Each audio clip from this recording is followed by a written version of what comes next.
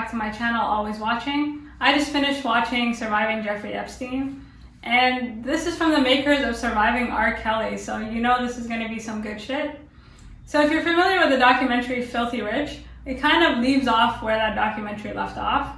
So the biggest revelation in that Netflix documentary was the fact that Epstein's lawyer had been accused of basically sexual abuse and human trafficking by one of the victims in the documentary, and Lifetime, never to miss an opportunity, sort of took all the loose bits from that and kind of made a 4-part series, specifically expanding on the role of Ghislaine Maxwell, as she has recently been arrested. So the docuseries, like Filthy Rich, is in 4 parts.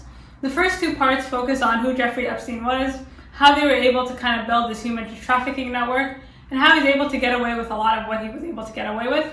So it kind of introduces us to who he was. And he's a bit of a scammer, like the way he's able, like he's a very charming person. So the way I would, at this point we've seen so much documentaries on Epstein, and at this point I would just compare him to the Count in The Most Dangerous Game. So this was an old movie about a count that lived on an island, and instead of hunting animals for sport, he hunted humans for sport. And that's who Jeffrey Epstein was. He was somebody who hunted humans for sport. And he was all about image, like image, confidence, success. And he was really just a scam artist. Like he dropped out of school, but for whatever reason, like he was able to charm his way into different jobs and different positions, and eventually surround himself with people that would enable him to do what he's doing. And in terms of the way this docuseries is structured, it's the same as Filthy Rich. So you have a lot of survivors retelling their encounters with Epstein.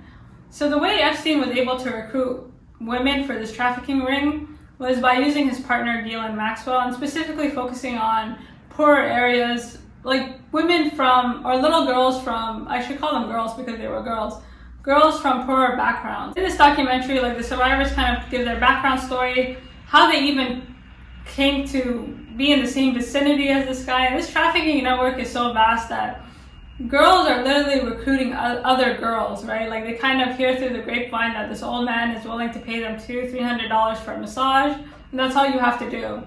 But of course this massage is not really a massage, and he ends up sexually abusing them. And all their stories are so consistent and they're the same, but despite this consistency and despite the amount of girls who kind of knew about this and were recommending him to her friends, they came from a socioeconomic background that just didn't really allow them to do or say anything. Even after he was caught, he was able to kind of weasel his way into a deal. And not only that, like the people prosecuting him weren't that interested in prosecuting him because honestly he was that well connected. And sadly, when you occupy this space, the rules just don't apply. And Epstein himself said he was a predator. Like he would basically just kind of say, well, it is what it is. And he wasn't in denial about it. He just felt like he was owed something. And that should say something. Like he was a predator hiding in plain sight, and the dude was shameless. And had it not been for Me Too, it's hard to know if he would ever be caught or if any of this would have played out the way it's been played out. So the last 2 episodes are the ones that are most interesting to me. And if you have watched the Netflix documentary, just skip to the last 2 episodes because this gives us more information on Ghislaine Maxwell. And for me, this woman is proof that women can be predators. And a lot of these survivors kept saying how they trusted her and how they saw her as a mother figure, and she promised them the world. And Ghislaine is really a power woman, right? Like she's moving around all these circles, and you get some insight into her background. Like she came from a very posh background. Her dad was a scammer, and all these documentaries pretty much say the same thing, that she saw Epstein as her new father figure. And the reason that she befriended him was that she could maintain her lifestyle, and she was willing to do anything. But I think if there are other documentaries, especially as more information about her comes out, she needs to be given the credit that she's due because she sided with him.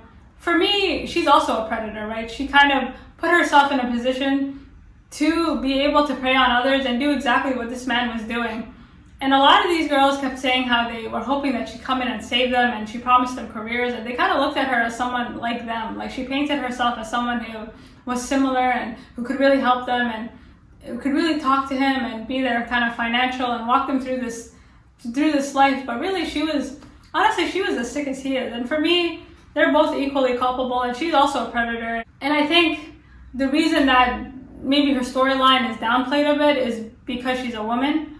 And this is a double standard, and it's this double standard that allowed her to kind of lure in girls and be able to kind of do it with a smile on her face. Because honestly, you're more likely to follow a woman, like woman to woman, you're more likely to kind of trust her than you are with some creepy old man who comes up to you. So she was very integral in terms of giving him legitimacy and giving him charm, right? She is more familiar with these kind of circles, and she's more familiar with how things work. Watching the last half of this documentary and looking at the survivors, because all these documentaries are framed the same, like you have the survivors retell their story.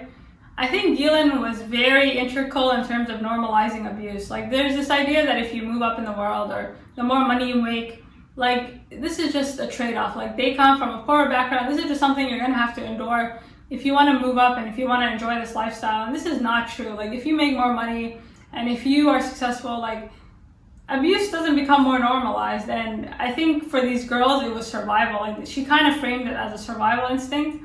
And this is kind of also what helped Epstein get away with it, right? Because from his perspective, they were ants. So if you say anything, then all this goes away. Like you're not going to school, you're not going to be able to do half the things you want to do. And that's it. I mean, this dude was so comfortable in his perversions that he didn't even really bother hiding evidence. I mean, this dude literally bought a private island to live out his perversions, and a lot of these survivors said how these private islands had cameras and it was a who's who of people just coming in and out. And I think he really lived in his own universe, and he really felt like he cannot be touched. And you know, as finishing this documentary, and at this point there have been again a few documentaries on this, it's really sad that the myth of him now outlives the truth of him, because as soon as he died, all the questions were, who killed him? Like, is this a conspiracy? Look at how much he knows about Donald Trump and all these people. But the way that even in death he's able to control the narrative says a lot about him. Like, this dude was a narcissistic, just creep that should have been put away a long time ago. And the fact that the conversation still centers around his death says a lot about how we see these types of crimes. So hopefully with Maxwell arrested and shifting from jail to jail cell apparently because they're scared that she's gonna die, we get more information. But so my only criticism with this documentary is that it kind of frames it like as a Bonnie and Clyde narrative where you have Ghislaine and you have Jeffrey. Like yes, there is a couple of people that say she's not as bad or she's not. To me, honestly, I'll just go out on a limb here and say she is just as bad at him. Like she is a predator. And to kind of, I hope that if they do make more documentaries that they focus on the network.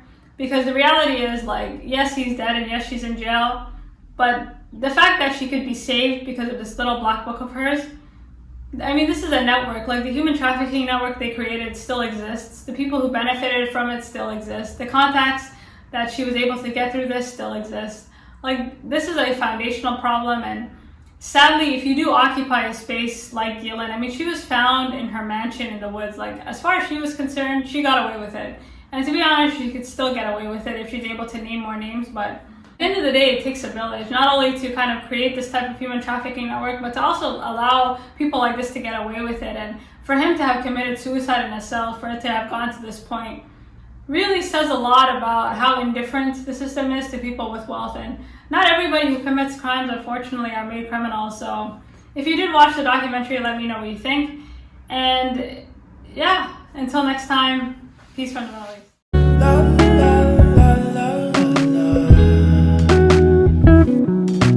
Let her know, I gotta let her know that she my white horse, she my medical, she like my baby mama.